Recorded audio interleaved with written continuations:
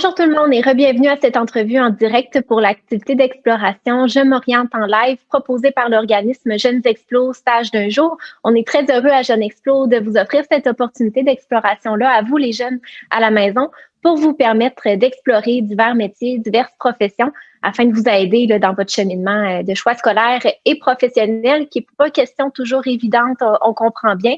Et je me présente, mon nom est Audrey-Anne Cloutier-Côté, je suis chargée de projet à l'organisme et c'est moi aujourd'hui qui sera votre animatrice pour cette entrevue bien spéciale. Alors, comme vous le savez, cette semaine, c'est la semaine thématique des langues et cultures, donc on a le privilège d'en apprendre plus pour divers métiers et professions. Et aujourd'hui, je vous présente notre quatrième mentor de la semaine. Il s'agit de Madame Marilène Poitras. Bonjour. Bonjour. Bien, merci beaucoup d'être avec nous, Marilène, qui est enseignante au collégial pour la langue allemande. Alors, vraiment une profession qu'on a hâte de découvrir à Jeunes Explo. Vous êtes la toute première enseignante au collégial qu'on reçoit. Alors, ça va être une très belle entrevue, j'en suis certaine. Merci de me recevoir. Je suis contente d'être là. Pouvez-vous nous expliquer justement pourquoi est-ce que vous avez accepté notre invitation et pourquoi c'est important pour vous de vous adresser aux jeunes pour partager votre passion?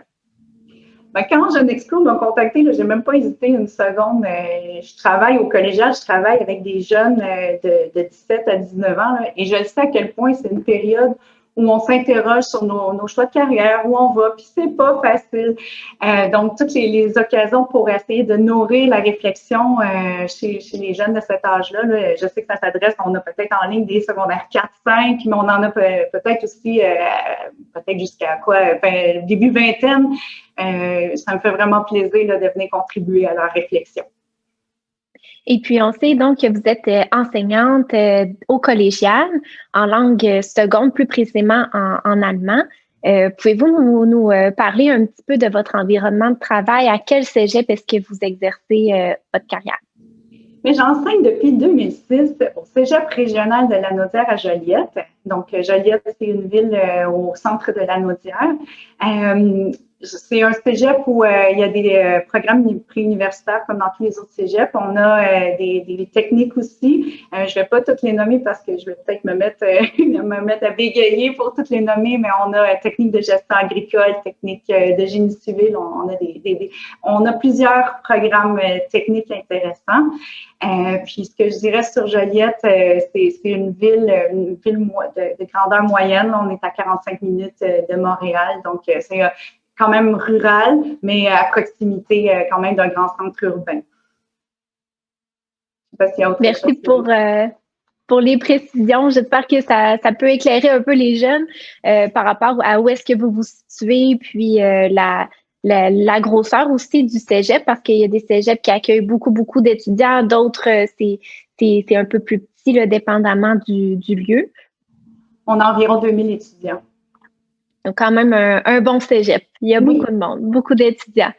Si on rentre un peu plus dans le vif du sujet, bon, à quoi ça ressemble là, plus concrètement une journée type dans vos fonctions comme enseignante d'allemande? Bien là, mettons qu'on prend une journée type, mais pas réalistique. Une journée que je ferais à tous les types de tâches, là. Oui. Ben, c'est sûr qu'il y a une partie de la journée qui concerne la planification des cours. C'est une étape ou une tâche qui est super le fun à faire, là, où on peut exercer notre créativité, puis on peut innover. C'est comme sur papier, tout est possible. Ça, c'est une partie que j'aime beaucoup. Naturellement, les auditeurs vont s'en douter. Là.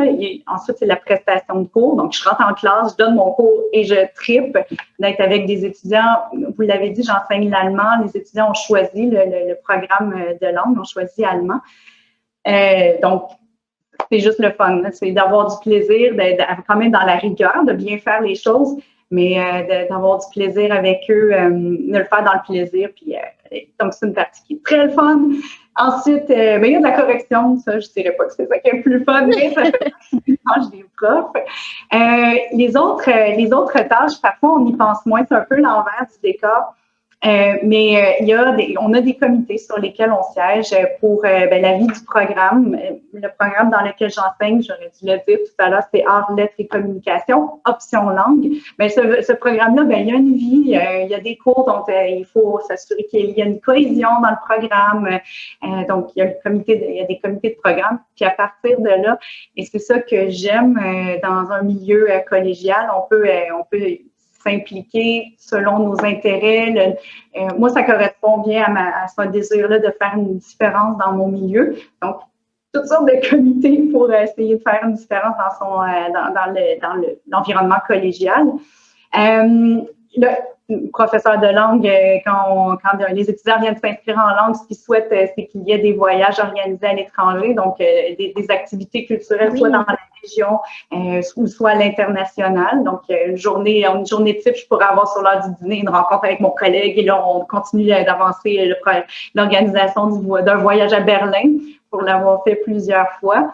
Dans ma journée, je vais me promener dans le corridor, je vais arrêter au local des étudiants, puis je vais aller jaser, puis donc des discussions informelles avec les étudiants ou les collègues, ça c'est toujours, ça apporte beaucoup, là. Ça rend ma journée plus riche personnellement. Puis la dernière chose que je rajouterais, c'est l'occasion en tant qu'enseignant de langue, dans différents contextes, la possibilité de rencontrer des gens qui viennent d'autres horizons culturels, là, ça aussi, ça rend le quotidien riche. Donc, la journée la plus complète à laquelle je peux penser, ce serait ça. Puis peut-être je m'en tirerai pas du travail un petit peu le soir. La correction, je corrigerai devant la télévision le soir. Un mini-test ou quelque chose comme ça. Fait que ça ressemble à ça une journée. J'ai fait pas mal le tour des tâches que je dois faire. C'est bien d'en apprendre plus, comme vous dites, sur l'envers du décor parce qu'on réalise que avant de faire l'animation dans une salle de classe, il y a quand même beaucoup de préparation à l'arrière, puis il y a tout plein d'autres tâches connexes. Donc, j'imagine que l'aspect créativité, vous l'avez dit vous-même, là, mettre sur papier ce qu'on souhaite faire aux élèves, différentes activités, ça doit être vraiment gratifiant puis intéressant pour un professeur passionné comme vous là, de pouvoir justement se montrer créative dans ce qu'elle veut offrir à ses élèves. Vraiment. Je me demande aussi, parce que j'imagine que, il y a le ministère de l'Éducation là, qui vous donne certaines balises à respecter. Est-ce que c'est contraignant, ça, ou vous avez quand même une bonne latitude pour offrir le contenu que vous souhaitez? Sans connaître dans le fin détail là, comment ça se passe au primaire et au secondaire, je dirais qu'au collégial, on a une certaine autonomie professionnelle. On part d'un document qui s'appelle le devis ministériel. Ça, le devis, quand il nous donne ça, il dit « Toi, vous, le cégep, vous voulez enseigner tel programme, vous devez minimalement voir ces compétences-là. » Et nous, à partir de ces compétences-là, il est possible pour nous, en montant notre programme, d'y mettre une couleur locale. Donc, c'est là où on doit respecter le devis, mais on peut faire un programme. Le meilleur exemple que j'ai en tête, en arts, lettres et communication, peu importe le profil, peu importe l'option, il y a la compétence de diversité culturelle. Et nous, on est en train de monter ce cours-là où l'étudiant doit choisir une personne immigrante, une personne qui n'est pas née au Québec. Et donc, il développe cette compétence-là d'apprécier la diversité culturelle contemporaine, mais à l'intérieur d'entrevues avec une personne qui a vécu un parcours migratoire. Et ça, dans le fond, on a pris une compétence, puis on en fait quelque chose localement qui correspond à nos valeurs et qui correspond un peu au profil de sortie, à quoi on veut qu'un étudiant qui finit en langue ressemble. Donc, on a une autonomie professionnelle, ça c'est plus individuellement, mais l'établissement avec son comité de programme, il est possible de faire des choses extraordinaires à partir de ce document-là qu'on appelle le devis que le ministère nous donne. Très intéressant. Et justement, présentement, je pense que vous êtes à même votre salle de classe. Voulez-vous nous présenter un peu votre environnement? Cette classe-là, la classe dans laquelle je suis, pour une prof comme moi, c'est comme la classe rêvée.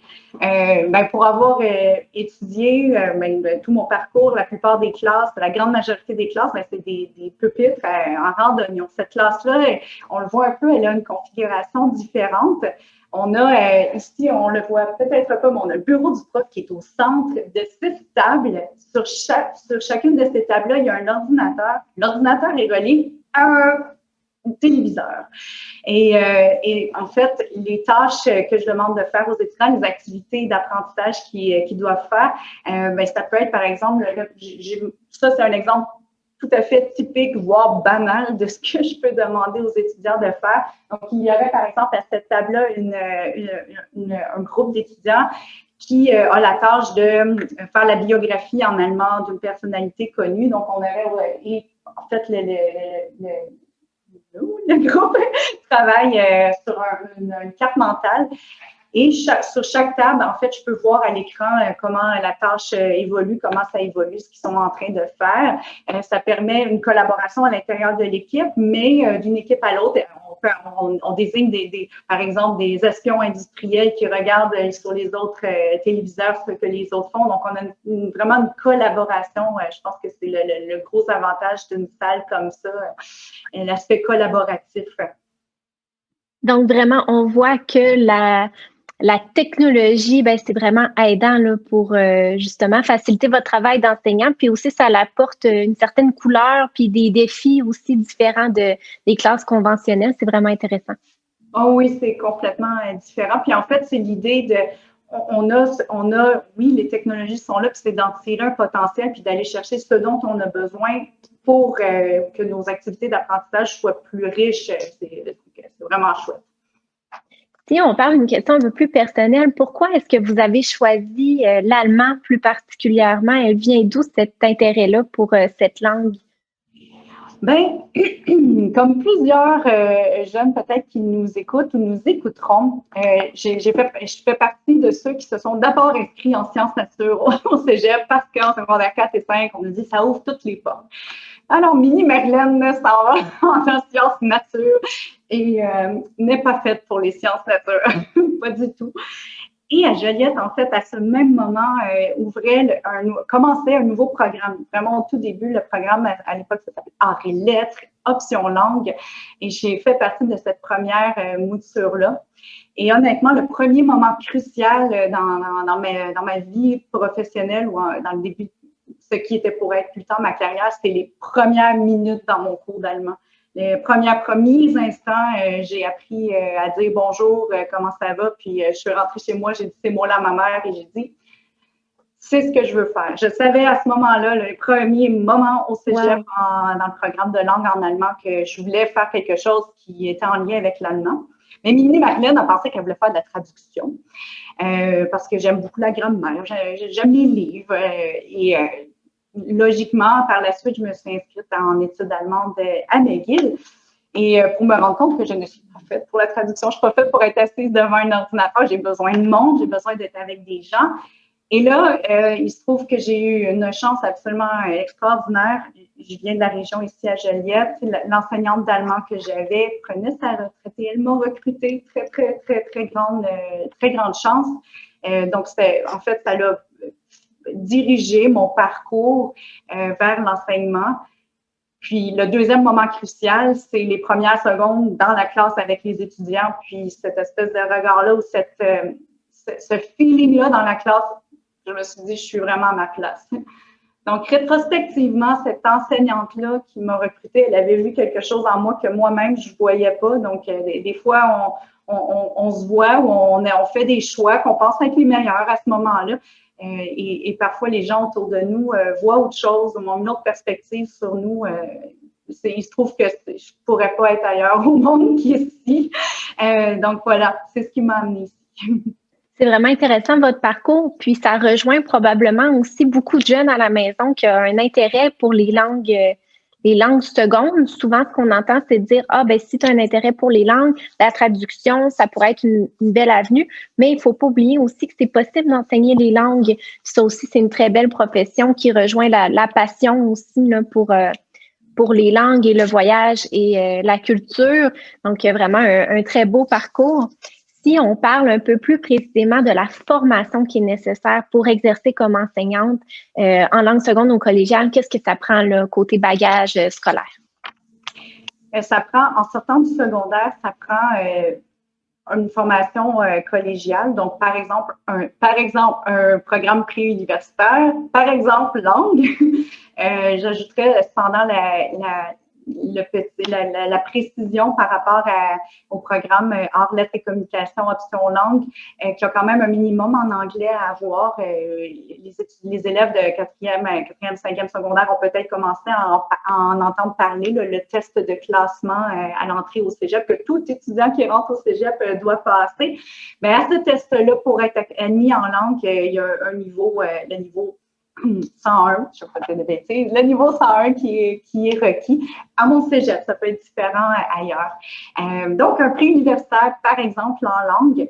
Et pour être enseignant en langue, donc langue seconde, c'est anglais, langue étrangère, ça va être espagnol, allemand, italien, ce sera un bac dans la discipline. En études, dans mon cas, études allemandes, études hispaniques, études anglaises. À mon cégep, ce qui est demandé, c'est un bac dans la discipline. Si j'avais à donner un conseil à un jeune qui souhaite avoir une carrière en enseignement des langues, là, ma grande recommandation, c'est de faire un programme d'assistanat ailleurs, en fait, à l'extérieur. Dans mon cas, par exemple, c'était en Allemagne. J'ai passé une année comme assistante de français dans un lycée, dans une école allemande.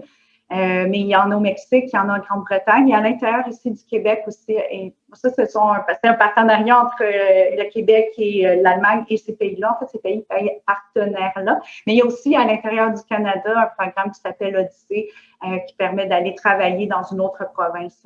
Donc ça permet une immersion, non seulement une immersion dans la langue, mais aussi une immersion dans le milieu d'éducation dans une école. Et bien qu'à mon cégep, ce soit le bac dans la discipline qui soit demandé, une formation en pédagogie, là, ça vient tôt ou tard. Dans mon cas, j'étais plutôt jeune quand j'ai été engagée et je l'ai vu dans les premières années. Ça allait bien. J'adorais ce que je faisais, mais mon Dieu, je sentais qu'il manquait quelque chose. C'est bien beau de parler une langue, là, mais de l'enseigner, c'est nécessaire d'aller chercher un peu de pédagogie. Et là, il y a diverses avenues qui sont possibles. Dans mon cas, j'ai fait un diplôme d'études supérieures en enseignement au collégial avec l'Université de Sherbrooke, mais je sais que dans certaines universités, notamment l'Université de Montréal, l'Université Laval, ça doit, puis peut-être à l'UQAM, il faut vérifier, ça s'appelle le micro-programme en enseignement au collégial. Donc, je recommanderais à quelqu'un qui, par exemple, vient de terminer études anglaises, moton, oui. D'aller peut-être s'inscrire en attendant de garder toujours l'œil ouvert sur les opportunités d'emploi dans les cégeps, mais d'aller faire un micro-programme en enseignement au collégial. À l'intérieur dans l'intérieur du micro-programme, il y a un stage à faire, entre autres, donc c'est vraiment enrichissant, puis on arrive un peu plus solide dans notre première entrevue, par exemple, dans un cégep. Voilà.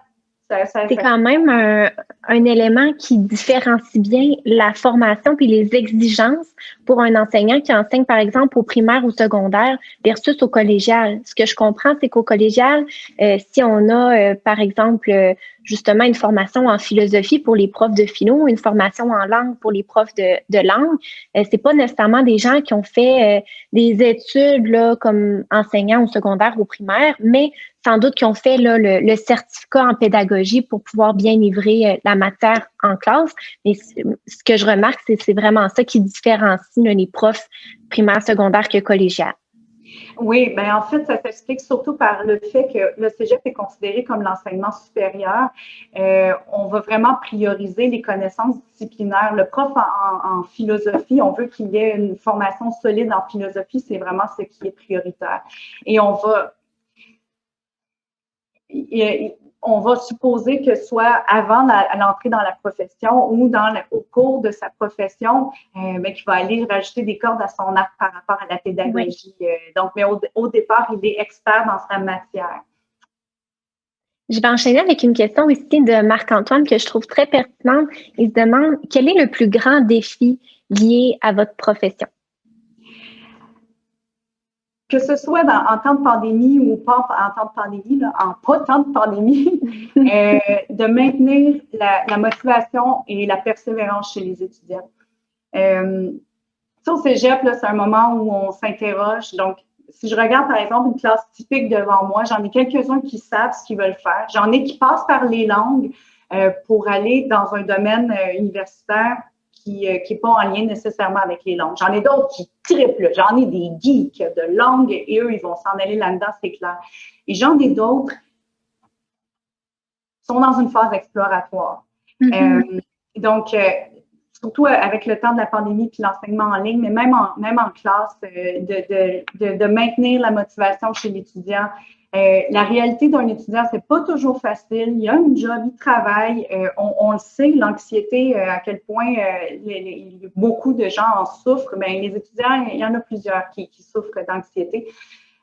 Un des gros défis, là, c'est d'avoir des étudiants dont tu sens que la motivation, ça va moins bien ou ils vont moins bien.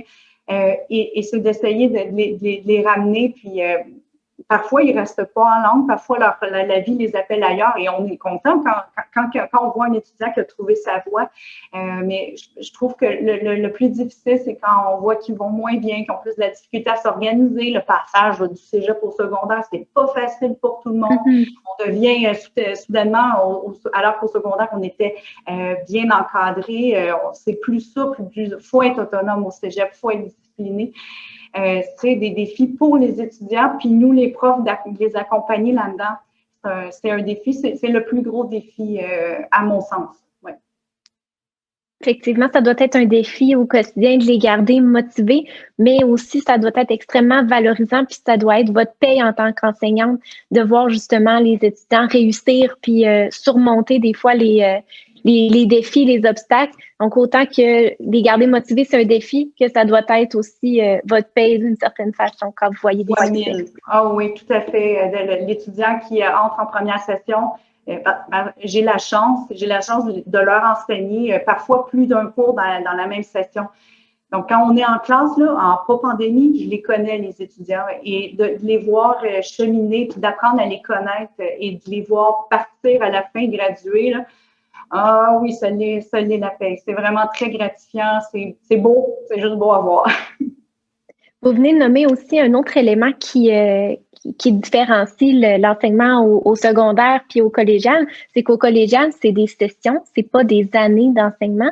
Donc, vous n'avez pas toujours les mêmes élèves là, dans les classes. Donc, comment ça se crée le lien entre l'enseignant puis les étudiants?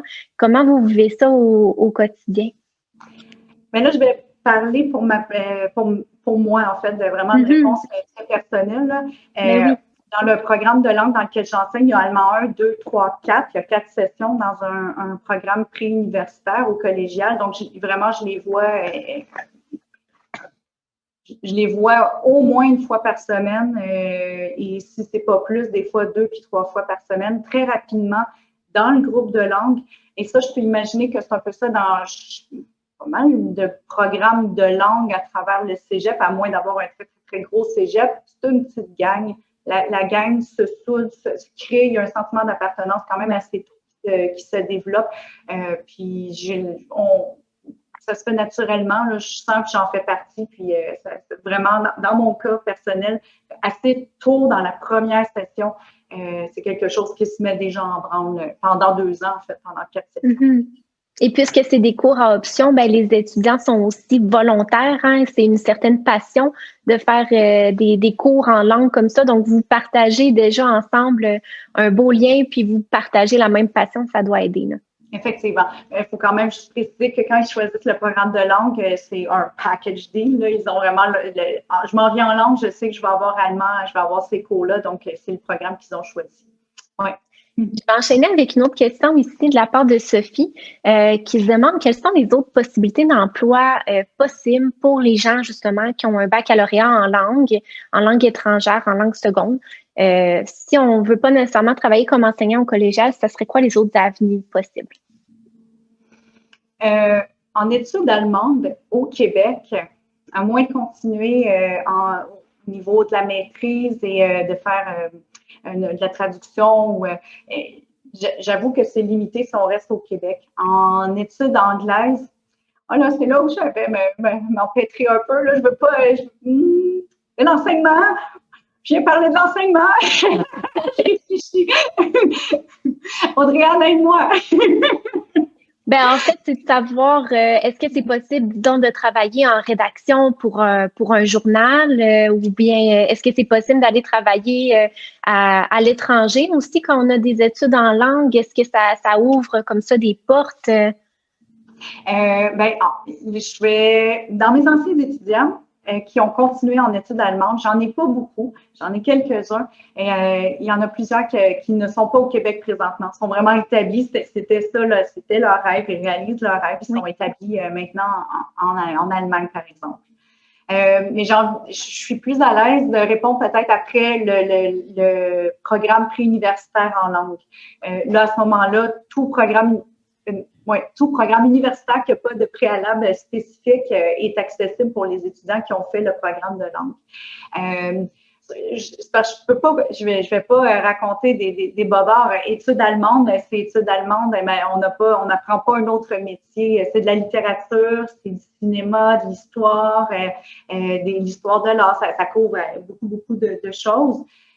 Donc, mais c'est spécifique de tout ce qui a trait à la civilisation allemande ou la civilisation anglaise. Donc, c'est sûr que après ça, une personne elle va se spécialiser dans quelque chose, va se spécialiser dans la traduction ou dans le journalisme. Il faut aller chercher une autre formation. Je pense que c'est comme ça qu'on peut le mieux le présenter. Je comprends bien. Et est-ce que c'est un préalable obligatoire d'être déjà bilingue ou trilingue quand on veut poursuivre justement à l'université en langue étrangère? Est-ce que vous aviez déjà une maîtrise à 150% de l'allemand avant de poursuivre à l'université? Avant de mettre les pieds dans mon premier cours d'allemand, j'avais rien, aucune base comme mes étudiants auxquels j'enseigne. Donc, non, pas au moment à l'entrée du baccalauréat dans la discipline, non. J'espère que ça peut rassurer certains jeunes à la maison qui voudraient justement travailler comme enseignant en langue étrangère, mais c'est ça. J'en suis la preuve. J'en suis la preuve. Je ne suis pas une locataire. Ma langue maternelle n'est pas l'allemand. C'est pas une langue que je maîtrisais ou que je connaissais avant de commencer en lettres communication langue. Donc, c'est vraiment bien de le préciser. Et puis sinon, en terminant, parce que je vois que l'entrevue est presque terminée, ça passe très vite. Quels seraient vos meilleurs conseils pour les jeunes à l'écoute qui s'apprêtent à s'inscrire au collégial et poursuivre là, vers un métier ou une profession en langue, plus précisément pour l'enseignement? Les deux principaux conseils. Le premier, de utiliser ou de sauter sur toutes les occasions d'être en immersion avec cette langue-là. Donc, si c'est l'anglais, de regarder peu importe la langue, de regarder Netflix avec peut-être d'écouter la langue, de mettre dans la langue originale avec les sous-titres. Toute occasion, que ce soit quelqu'un que vous connaissez, un site Internet pour apprendre la langue, au fond, d'utiliser toutes les ressources qui sont à votre portée pour améliorer ou vous immerger, vous plonger dans cette langue-là ou la maintenir vivante. Tantôt, j'ai parlé du programme d'assistanat. C'est une des plus belles expériences de ma vie d'aller passer une année à l'étranger à travailler dans une école. Ça, c'est génial. On est les fins de semaine ou les temps libres, on peut faire autre chose, voyager, découvrir l'endroit. C'est mes deux gros conseils. Donc, c'est pas une surprise, là, l'immersion, c'est vraiment la meilleure façon d'apprendre et de se perfectionner dans une langue étrangère. Absolument. Super. Bien sûr, ces belles paroles motivantes, c'est ce qui met fin à notre entrevue d'aujourd'hui. Merci beaucoup, Madame Poitras, d'avoir accepté l'invitation et d'avoir partagé votre passion. Vraiment, on sent que vous êtes une enseignante engagée et passionnée. C'est beau de vous entendre et de vous voir. Et puis, pour les jeunes à la maison, je vous félicite d'avoir pris les moyens concrets pour faciliter votre choix scolaire et professionnel. Et là-dessus, bien, on se revoit pour une prochaine entrevue. Merci encore. Merci.